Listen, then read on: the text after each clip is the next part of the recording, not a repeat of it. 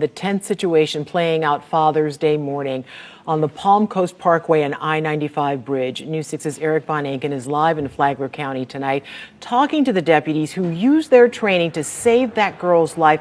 And Eric, we do want to warn people who are watching right now that this video is pretty tough to watch.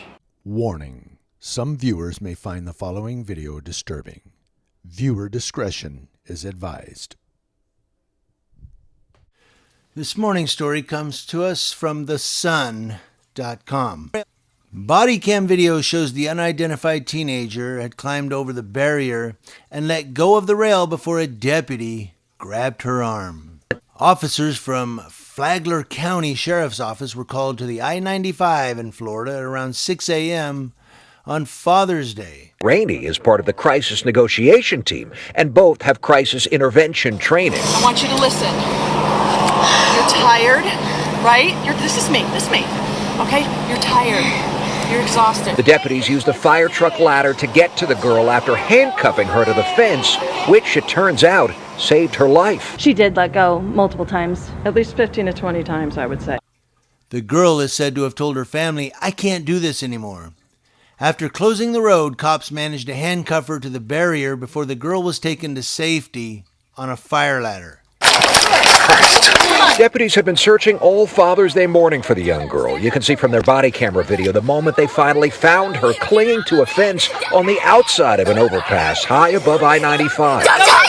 They had been told the girl wasn't comfortable around men, so the sheriff's office sent these two women. Just immediately started talking to her, trying to calm her down, trying to grab her hands. Deputies Laura Jenkins and Krista Rainey.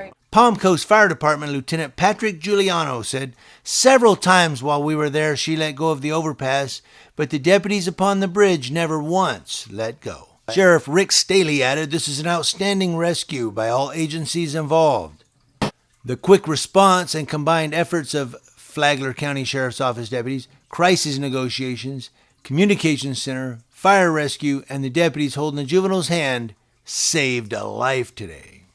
Nephew, 7 months old. He's 7 months old. That's who you're. Oh my goodness. You said that you wanted to see him. There were deputies that were getting intelligence for us, and family members told us that her nephew means the world to her. The deputies, along with firefighters, were able to eventually walk the girl down the ladder and to safety. They Baker Acted her, which means hospitalizing her for her own safety, which the sheriff says they had done several times before, and it hasn't gotten results, apparently. Sheriff Staley added, "Their training in de-escalation techniques and being able to talk to someone who's threatening to take their life is remarkable.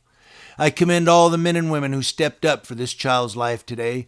Someone's daughter was saved on Father's Day, and I hope she receives the help that she needs." And I love what the news guy asked. So then it's up to her to take the help, you know.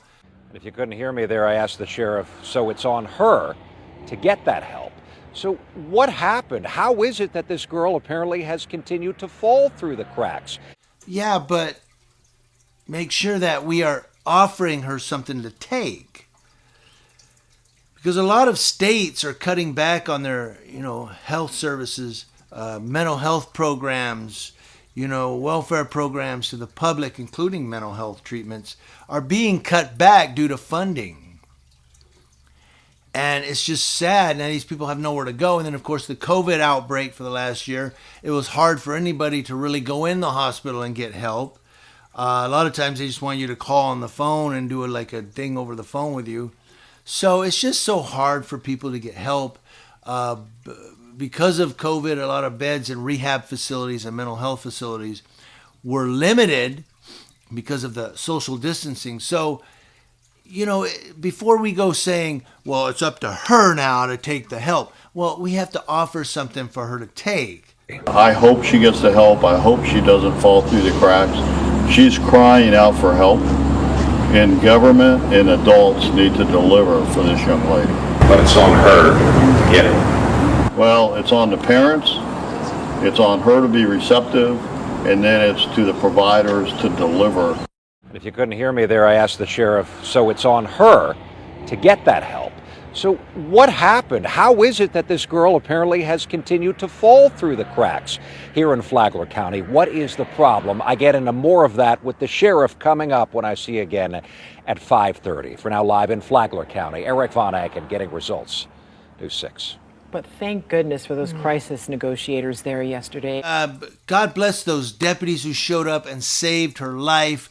You know, I do so many editorials all week long about cops that get arrested, cops that get charged, cops that get convicted, you know, cops that violate civil rights, cops that are bullies. I do so many of those editorials. I thought it was time to do one about some cops who go out and save a young girl's life on Father's Day. And what better gift on Father's Day? I mean, it's bittersweet, but what better gift to have your daughter's life saved on Father's Day? Hopefully, I mean, I don't know what kind of father this is. All we know is that he called for help for her. We don't know what kind of father this is. It is heartbreaking, Ginger. It was her dad who called 911 yesterday morning to say that he was worried about her. Deputies tell us they discovered she had run off to the top of an overpass, clearly to take her own life. I'm not trying to make it a bad situation, but hopefully he's a loving, you know, nourishing father that gives her the love that she needs as a father. You know, hopefully he's not abusive or anything like that. And I'm just kind of, you know, we're looking at all the options here as to why she's, you know, she doesn't like talking to men. So that brings up some questions, you know. Is it a boyfriend? Is it her father? Is it her uncle? Who, you know, where has this girl lost her trust in men? Because a lot of times when you have a young girl that says, I don't like talking to men, in a lot of cases that comes from abuse, and that's why they don't trust men. You see, because they've learned that men hurt you. It's just from my experience of watching cops and cop shows and cop documentaries, and you just kind of learn some things along the way. It's not, you know, I don't have to be a college professor to know that. But all that aside, you know what? These cops did a good thing this day, and God bless them. It's about time we get a good cop story. I've got more stories coming for you this week. Somebody was saying that they love my stories, but they don't like my explanations. It's going to make me talk more. I'm going to talk more now. I got some splaining to do. Anyway, thanks guys for watching. It's the end of the week. It's Friday. Go out and have fun. I'm going to try to have an editorial for you tomorrow and maybe even Sunday. We'll see how it goes. But worst case, if not, we're back on Monday doing it again. Guys, don't tune away or you're going to miss some great stuff from this channel in regards to law enforcement officers from coast to coast. So if you or someone you know is struggling with suicidal thoughts, you can call or text the National Suicide Prevention Lifeline at the number you see right there on your screen. They have free support and resources available. We'll also put this on clickorlando.com, so if you don't get it down right now, you can go online and get it.